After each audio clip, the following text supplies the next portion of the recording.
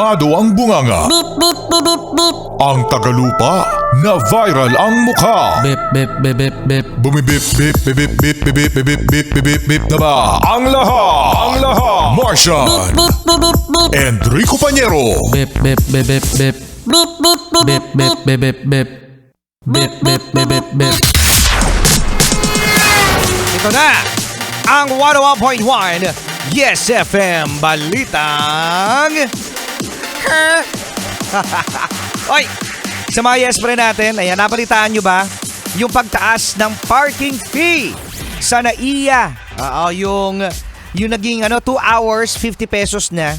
Pagkatapos succeeding hours mga Yes Friend, 25 pesos per hour. At ngayon mga Yes Friend, balita ngayon Martian na ang parking lot dyan ngayon sa NAIA ay sobrang luwag. Sobrang luwag. Oo, sobrang luwag na. Imagine kasi mga Yes Friend, dati pala ay pinaparadahan yan ng mga actually ginagawa talaga siyang terminal.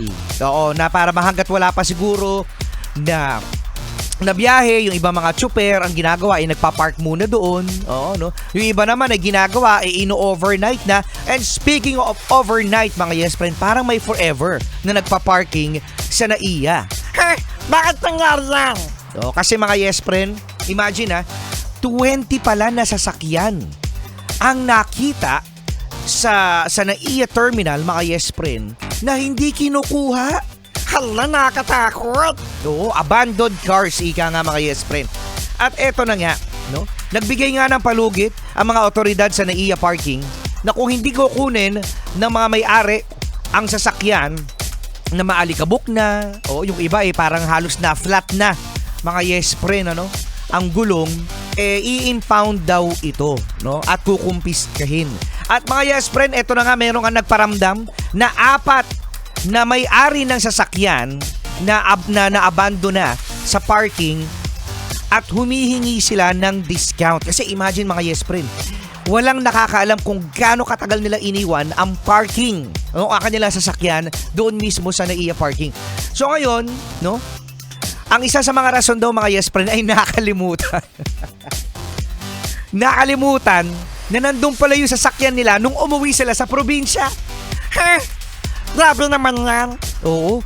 So, ngayon mga Yes Friend, no? Meron din na ilan na posibleng hindi nila malaman kung saan sila nakapark. Na-experience yun na ba yun mga Yes Friend? Pumunta kayo sa mall, nagpark kayo, pagkatapos kakamadali ninyo, hindi nyo alam kung saan slot kayo na parking area. Kaya naman, hindi nyo na makita ang inyong sasakyan. Ayan, yan. Taka-cellphone mo kasi yan. Correct. At yan ang ating Yes FM Balitang See you looking at my